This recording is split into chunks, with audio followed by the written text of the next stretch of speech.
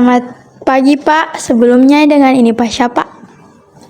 Dengan Pak Fiddin Samal selaku Kasubag Perencanaan dan Keuangan pada BPBD Provinsi Maluku. Terima kasih telah meluangkan waktunya untuk kami mewawancarai dan bertanya tentang informasi terjadinya bencana alam untuk memenuhi tugas kami. Ya Pak, mungkin pertanyaan pertama dari kami, apa fungsi Badan Penanggulangan Bencana Daerah dalam penanggulangan bencana yang terjadi di Kota Ambon khususnya? Oh ya, untuk fungsi penanggulangan bencana, BPBD yang disingkat dengan BPBD Provinsi Maluku itu adalah bagian dari pemerintah daerah yang dalam hal ini membantu Gubernur Maluku dalam penyelenggaraan penanggulangan di Provinsi Maluku. Jadi meliputi 11 kabupaten kota. Ya, baik. Kemudian apa saja penanggulangan bencana dalam bentuk apa saja yang biasanya Bapak dan staf lakukan untuk penanggulangan bencana di Kota Ambon?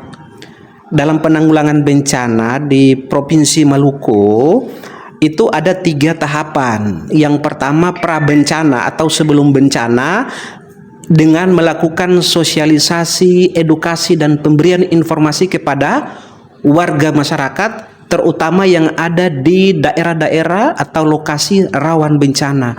Yang kedua, pada saat terjadi bencana. Nah, pada saat terjadi bencana ini, BPBD Provinsi Maluku dengan instansi terkait turun langsung ke lapangan melakukan bantuan, melakukan penanganan pengungsi, lalu kemudian menyelamatkan korban kalau ada.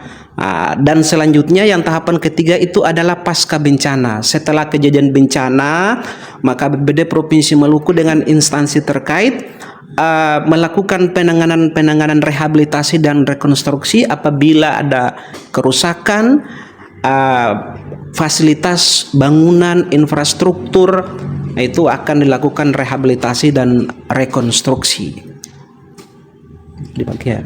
Ya, kemudian untuk pertanyaan kedua, mungkin dalam proses penanggulangan bencana mungkin ada beberapa kendala yang Bapak dan staf hadapi. Mungkin Bapak bisa berbagi kendala-kendala yang dihadapi dalam proses penanggulangan bencana yang terjadi. Dalam proses penyelenggaraan penanggulangan bencana, pada saat kejadian bencana yang sering terjadi kendala atau permasalahan itu adalah koordinasi dari instansi teknis yang kurang intensif, sehingga dalam proses penanganan bencana itu sering terjadi overlapping pekerjaan, sering terjadi miskomunikasi dalam hal penanggulangan bencana. Tapi semuanya itu kemudian akan teratasi karena ini untuk kepentingan masyarakat korban bencana. Oke, baik Pak. Kemudian untuk pertanyaan terakhir, mungkin bagaimana langkah awal yang bisa kita masyarakat di Provinsi Maluku lakukan untuk penanganan bencana? Ya, dalam hal mengedukasi masyarakat itu perlu terus dilakukan sosialisasi kepada masyarakat terutama yang ada di daerah-daerah rawan bencana, sehingga pengetahuan tentang informasi bencana itu sedini mungkin dapat diketahui oleh masyarakat, sehingga ketika terjadi bencana maka masyarakat itu sudah siap menghadapi bencana itu. Jadi kita harus hidup bersahabat dengan bencana karena kita sudah berada dalam daerah atau Maluku ini berada dalam ring of fire atau cincin api dunia, maka perlu kita waspada terhadap kondisi yang ada dengan memberikan pemahaman, memberikan pengetahuan kepada masyarakat. Ya. Oke, baik, terima kasih Pak atas waktu yang sudah diluangkan bagi kami. Mungkin itu saja yang bisa Bapak sampaikan bagi kami. Terima kasih. Oke, sama-sama. Terima kasih untuk semuanya.